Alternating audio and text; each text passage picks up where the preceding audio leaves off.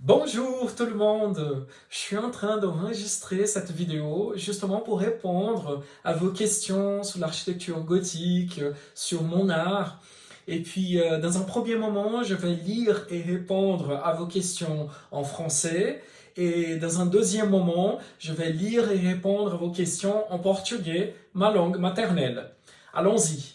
Bom dia a todos, eu estou gravando esse vídeo justamente para responder as perguntas de vocês sobre a arquitetura gótica, sobre a minha arte. No primeiro momento, eu vou gravar o vídeo, eu vou ler e responder as questões em francês, e no segundo momento eu responderei as questões em português.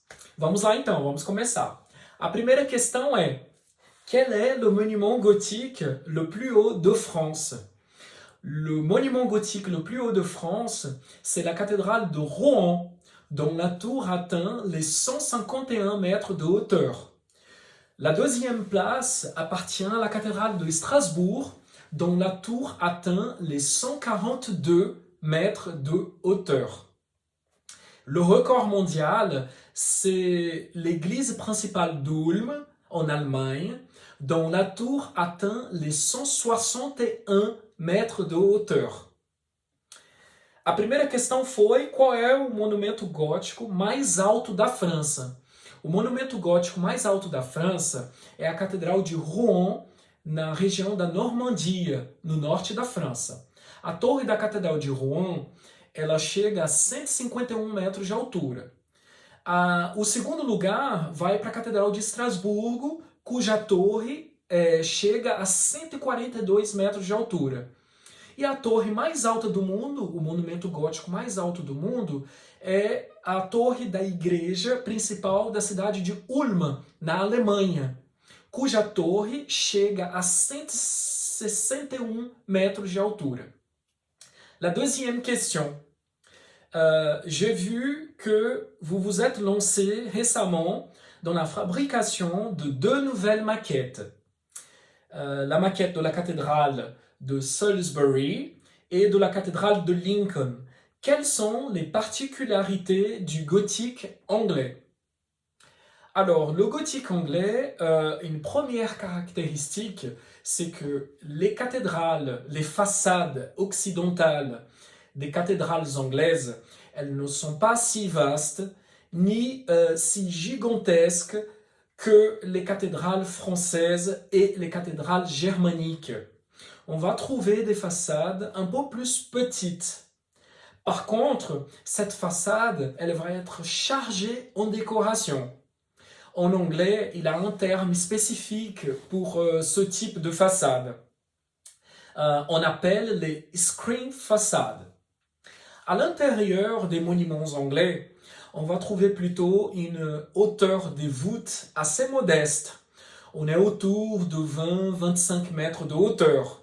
Et tandis qu'en France, en Allemagne, les cathédrales françaises et les cathédrales germaniques, elles vont atteindre les 41, 45, voire 48 mètres de hauteur des voûtes. C'est le record mondial qui est détenu par la cathédrale de Beauvais, en Picardie.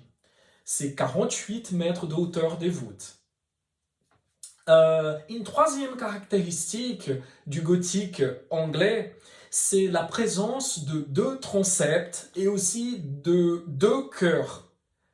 Voilà, ce qui rallonge considérablement la longueur du bâtiment. On va trouver des cathédrales anglaises même avec 200 mètres de longueur. Ce sont les records mondiaux de cathédrales gothiques. Voilà. Então, a segunda questão foi: eu vi que você está trabalhando em dois novos projetos de maquete. A maquete da Catedral de Salisbury e da Catedral de Lincoln. Quais são as particularidades do gótico inglês? Bom, as fachadas das catedrais inglesas, elas não são tão vastas e tão gigantescas quanto as fachadas das catedrais francesas e das catedrais na Alemanha ou então na Espanha. Né? Então nós vamos encontrar algumas fachadas menores. Porém, essas fachadas elas são carregadas de decoração. Em inglês há um termo que define esse tipo de fachada. Nós chamamos de screen façadas. No interior das catedrais inglesas, as abóbadas não são tão altas quanto as abóbadas das catedrais francesas e das catedrais alemãs. Enquanto na França e na Alemanha as abóbadas chegam a 41, 45 e mesmo 48 metros de altura, nas catedrais inglesas as abóbadas chegam a 20, 25 metros de altura no máximo. Uma outra característica do gótico inglês é a presença de 2 transeptos e de 2 coros, o que significa que o comprimento da catedral é muito mais importante. Algumas catedrais inglesas chegam a até 200 metros de comprimento. São alguns recordes aí no meio gótico. La troisième question. La personne me demande comment mes maquettes sont-elles stockées et comment est-il fait le transport. Alors, les maquettes, moi je peux dire que chaque maquette a son carton, et puis elles sont bien emballées à l'intérieur de ces cartons. Et puis pour le transport, durant mes expositions ici en Europe, moi j'expose assez souvent, soit en France, soit en Allemagne, des pays limitrophes de la Suisse. Du coup, moi je ne fais pas des longues distances. Le transport, il se passe plutôt bien. Alors, je loue un camion à chaque fois et je mets toutes mes maquettes à l'intérieur. Voilà. Et puis, la personne, elle me demande aussi quelle est la plus grande difficulté lors de la fabrication d'une maquette. Alors, lors de la fabrication d'une maquette, je trouve que la partie la plus intéressante et celle qu'il faut que je fasse vraiment le plus d'attention, c'est le moment où je transpose les dimensions réelles du bâtiment en question vers l'échelle de 1/200. C'est l'échelle dans laquelle je travaille. Voilà. Et puis, moi, je pense que ce moment-là, c'est le moment décisif. Il faut vraiment que je respecte à fond toutes ces réelles dimensions du monument. Sinon, après, un peu plus en avant, disons qu'au moment où je vais faire la décoration, certainement, je vais trouver des problèmes si je ne respecte pas, depuis le début, les vraies dimensions de chaque bâtiment. Voilà. Então, a terceira questão a pessoa me perguntou como que as minhas maquetes são guardadas, né? E como é feito o transporte das maquetes, né? Então, eu comprei uma caixa de papelão para cada maquete e eu coloco cada maquete, né, no interior das caixas com bastante cuidado e tento encaixá-las de uma forma em que elas não se movimentem muito, né, no interior de cada caixa. E o transporte das minhas maquetes, ele é feito toda vez eu alugo um caminhão. Eu sempre exponho ou na França ou na Alemanha, que são países limítrofes aqui da Suíça. Portanto, eu não faço longas distâncias, né, relativamente próximo daqui da Suíça, então assim, eu nunca tive nenhum problema quanto ao transporte das minhas maquetes. Uma outra questão foi qual é a maior dificuldade no momento da fabricação das maquetes? Olha, eu penso que a maior dificuldade no momento de fabricar uma maquete é justamente o momento em que eu transponho as medidas reais do monumento em questão na escala de 1/200. Esse momento ele é decisivo, né? Eu tenho que prestar muita atenção nos detalhes, nessas dimensões, para não cometer nenhum erro, porque senão, mais lá para frente, no momento em que eu vou fazer a decoração, que eu vou trabalhar na decoração da maquete, algo vai dar errado porque eu não respeitei, né, as dimensões reais do monumento antes. Então eu penso que esse é o momento decisivo, esta é a maior dificuldade na hora de fazer uma maquete de uma catedral gótica, né, pelo menos. La quatrième question. J'ai pensé qu'il n'existait que 3 types de gothique, primitif, classique et flamboyant. Mais j'ai déjà entendu d'autres termes comme rayonnant, brabançon, méridional, scaldien. style Tudor, style manuélin, et etc. Pouvez-vous m'expliquer d'où viennent toutes ces variétés? Alors, le style gothique, la période gothique, elle est partagée, elle est divisée en trois grandes périodes. Nous avons le gothique primitif, c'est un gothique encore très imprégné de l'architecture romane. Et puis là, dans cette période, on commence à développer un langage proprement gothique. Après, nous avons la période classique. Cette période, elle débute avec la construction de la cathédrale de Chartres en France. Et puis nous avons la dernière période, qui c'est le gothique flamboyant. Le gothique flamboyant, il se développe vers le XVe siècle et le début du XVIe siècle. Par contre, le style gothique, l'architecture gothique, elle s'est développée dans d'autres régions en Europe, dans d'autres pays européens. Et au fur et à mesure que le style gothique s'est développé dans ces régions, il a reçu des appellations différentes. Alors, par exemple, nous avons entre la Belgique et les Pays-Bas, dans cette région, nous avons le gothique brabançon. Dans la région de la ville de Tournai, en Belgique, nous avons le gothique scaldien. Le gothique qui s'est développé en Île-de-France, dans la région parisienne et dans certaines villes autour de Paris, nous appelons le gothique rayonnant. Nous avons le gothique de la ville de Toulouse, d'Albi, dans le sud-ouest de la France, c'est le gothique méridional. Le gothique qui s'est développé au Portugal, nous l'appelons le style manuélin. Et puis nous avons aussi un style particulier de décoration qui s'est développé surtout en Angleterre, que c'est le style Tudor. Então, a quarta questão foi, eu sempre pensei que existissem apenas três tipos de gótico: o gótico primitivo, o gótico clássico e o gótico flamejante, ou flamboyant em francês.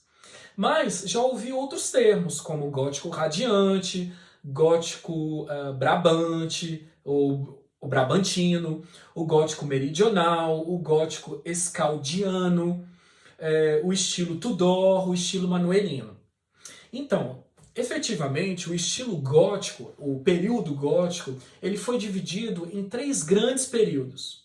Nós temos o gótico primitivo, que é ainda muito ligado e tem várias características da arquitetura românica. Em seguida, nós temos o gótico clássico, que começa com a construção da Catedral de Chartres, na França. E logo depois nós temos o estilo flamejante ou flamboyant em francês, que aparece mais ou menos lá pelo século XV e início do século XVI, ou seja, já no final mesmo do período gótico. Porém, o estilo gótico ele se desenvolveu em outras regiões da Europa e também em outros países. Na medida em que ele foi se desenvolvendo nesses outros lugares, ele foi recebendo algumas nomenclaturas diferentes. Então, por exemplo, o estilo gótico que se desenvolveu entre a Bélgica e os Países Baixos, ele é chamado de gótico brabantino. O gótico que se desenvolveu no entorno da cidade de Tournai, na Bélgica, nós chamamos de gótico escaldino. Nós temos o gótico que se desenvolveu particularmente na cidade de Paris e em algumas cidades em torno de Paris. Nós chamamos de gótico radiante ou rayonnant em francês. Nós temos o gótico também no sul da França, na cidade de Toulouse e na cidade de Albi, na França, nós chamamos de gótico meridional. O gótico que se desenvolveu em Portugal, por exemplo, nós o chamamos de estilo manuelino. E nós temos também um gótico que se desenvolveu na Inglaterra, um estilo bem decorativo, que nós chamamos de estilo Tudor. La cinquième question. La peinture que vous utilisez sur vos maquettes reflète la réalité. Quelle est la signification de telle couleur? Effectivement, les couleurs que j'utilise, j'essaye à chaque fois de passer aussi cette information au public que chaque cathédrale a utilisé la pierre de sa région. C'est-à-dire, pour les monuments français, pour certains monuments en Allemagne, ils ont utilisé du calcaire. C'est une pierre très facile à sculpter, à modeler, et qu'en fait, elle est trouvée dans ces régions. Après, si vous allez vers la région de Strasbourg, de Freiburg en Allemagne et aussi à Bâle, ici en Suisse, vous allez trouver une pierre complètement différente. C'est le grès rose. C'est une pierre spécifique de cette région. Ici, sur le plateau suisse, nous trouvons la molasse. C'est une pierre un peu vert grisâtre. C'est très répandu ici, sur le plateau suisse. Et puis, nous avons aussi les monuments italiens qui ont utilisé beaucoup de marbre blanc de Carrare. Là, par exemple. Então, a quinta questão foi a pintura que você utiliza nas suas maquetes. Ela reflete a realidade? Qual é o significado de tais cores? Sim, eu tento passar também uma informação ao público de que as catedrais góticas e esses monumentos góticos, eles utilizaram as pedras, né, a rocha que é encontrada na região. Então, por exemplo, na região de Paris, em algumas cidades francesas e também em algumas cidades alemãs, a gente vai utilizar muito o calcário, que é uma pedra típica dessa região. E por isso dessa cor um pouco mais amarelada. Depois nós temos também, se vocês forem visitar a cidade de Estrasburgo, a cidade de Friburgo, em Brisgóvia, na Alemanha, e também de Basileia, aqui na Suíça, já é uma pedra completamente diferente. É uma pedra mais avermelhada, ela tem uma cor meio que rosada também. Aqui na Suíça, né, no Planalto Suíço, a gente encontra uma pedra que se chama molasse. É uma pedra que ela tem um tom mais esverdeado, cinza esverdeado. Já na Itália, nos monumentos italianos, já foi utilizado muito mármore, né? Um mármore branco de Carrara.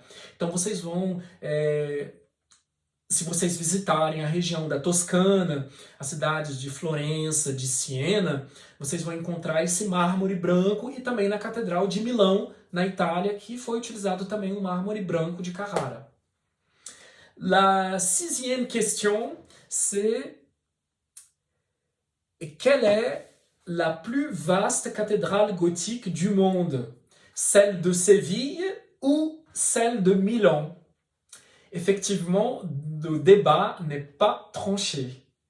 La cathédrale de Séville, elle a été construite au XVe siècle, entièrement. Elle est pourtant le monument gothique qui a été entièrement construit durant le Moyen-Âge, en surface et aussi en volume. La cathédrale de Milan, elle a été finalisée seulement au XIXe siècle, mais effectivement, la cathédrale de Milan, elle possède une surface et aussi un volume bien plus important. On peut considérer que la cathédrale de Milan est effectivement la plus vaste cathédrale gothique du monde. Par contre, elle a été terminée seulement au XIXe siècle, tandis que celle de Séville, elle a été finie, elle a été terminée durant le Moyen-Âge. Ça, c'est la différence. Então, a sexta questão foi: qual é a catedral gótica maior do mundo?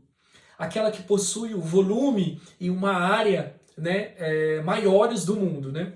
Então, há uma grande concorrência, há um grande debate entre duas catedrais. A Catedral de Sevilha, na Espanha, e a Catedral de Milão, na Itália. Efetivamente, a Catedral de Sevilha, na Espanha, ela foi construída inteiramente no século XV. Portanto, ela foi toda construída na época medieval. Na época, a Catedral de Sevilha já era o maior monumento gótico do mundo. A Catedral de Milão, ela foi terminada somente no século XIX, portanto no estilo neogótico. É por isso que sempre há essa concorrência entre as duas cidades.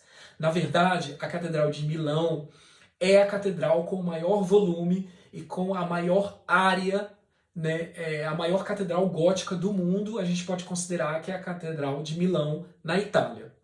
Voilà. Merci beaucoup de votre participation. Merci de m'avoir envoyé toutes ces questions. Et puis, voilà. Merci de votre participation. Merci beaucoup. Muito obrigado, né, pela participação de todos vocês. Obrigado por me enviarem todas essas questões. E é muito simpático. Eu espero ter respondido a todas as suas questões. Muito obrigado a todos. Tchau.